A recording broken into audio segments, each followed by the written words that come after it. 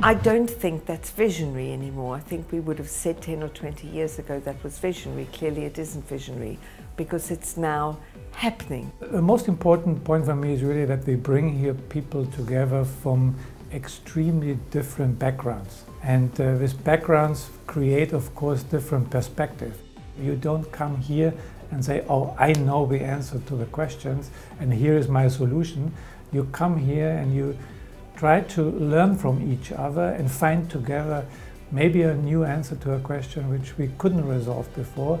I think what's been really most interesting and revealing about this grouping of diverse people is this singular concern about the future.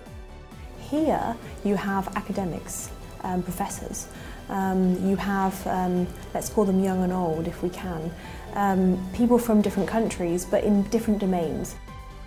A gathering like this can bring people together and have them think about not only how can we shape the future from a mobility standpoint, but how can we shape the culture at BMW to be more open, to be transparent, to be appreciative. Kind of new way of thinking, and it's hard to find partners for that.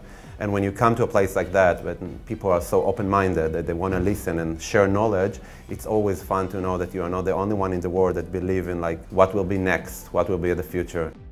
I personally think that for urban environments of the future, for smart habitat, we have to work out how we are going to deal with personal and individual mobility. Future mobility obviously is tied directly into urban planning. So while we consider that human demographics are growing exponentially and that a majority of it is being directed towards urban environment, cities are becoming more and more dense. And so transportation is tied into that principle. For me, and I do work with the other great automotive manufacturers, the most visionary is definitely BMW. That's why I'm here. The feeling that I have is helplessness.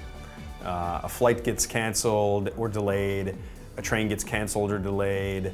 And so future mobility to me is not feeling helpless. You feel that you have at least a way to be able to get around that is not complicated or complex. It is obvious that we have to change something, because at the end of the day, you can think about a lot of stuff. If you are not testing it on a real ground like a city of Rotterdam, you never will find out if it's possible or not. The challenge will be actually to build on these existed towns and cities a system that can take everyone from one point to another. It's connected, it's shared, which is key, it's green and it's safe. I do think that BMW's heritage and DNA is such that it can do absolutely anything it chooses to do. That's a challenge, to change people's mind and not like to build the systems. I think that the only advice that can be given to any special interest and corporation is to listen to that little voice inside of you anytime you make a business decision. Take more risks. Be bold. The size and the impact that they're creating is huge. Let's bring the future of tomorrow today.